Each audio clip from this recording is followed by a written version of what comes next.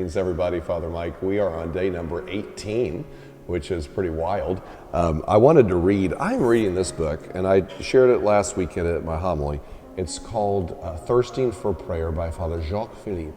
He is a priest of the community of the Beatitudes in France, and he's one of the most prolific Catholic spiritual writers of our day. Incredibly deep, his books. And I'm just so blessed to be reading this. And I think I read this to you, this little quote last weekend, but it's worth repeating here because it's so deep.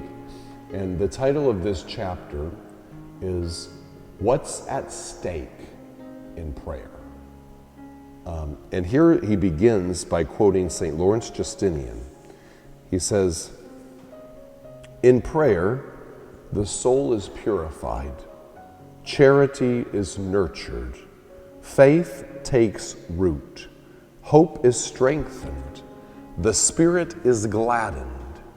In prayer, the soul melts into tenderness, the heart is purified, the truth reveals itself, temptation is overcome, and sadness is put to flight. In prayer, the senses are renewed, lukewarmness vanishes, failing virtue is reinvigorated, the rust of vices is scoured away, and in this holy exchange there comes forth living sparks, blazing desires of heaven, in which the flame of divine love burns." And it's just this beautiful litany of all of these wonderful things that happen when we pray, the effects of prayer. And you and I could come up with a litany just 3, 4, 5 times that long when we think about what prayer does for our souls. And to think about all these things, the purification, the melting of our souls and our hearts, the truth of revealing, the overcoming of troubles and temptations, and the saying, farewell to sadnesses and lukewarmnesses, and the renewals that we get, like all this stuff. When we turn away from prayer, we turn away from all of that. But when we turn to prayer, we turn to all of that. And you may say, well, I don't always feel that when I am in my prayer. Like, I don't always feel that great, all these different things happening. I don't feel all of it. But that is true, and we recognize that.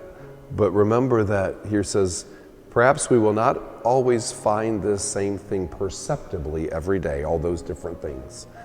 But if we are faithful, little by little we will experience that everything promised in that beautiful passage is absolutely true.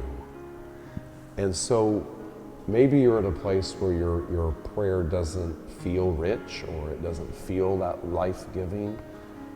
Keep going through that desert. Mother Teresa went many years through it, but remained faithful. And as a consequence, God rewarded her abundantly. And much the same with us. Let's keep on going. Let's keep on going, knowing that so many things are at stake when we pray. God bless you.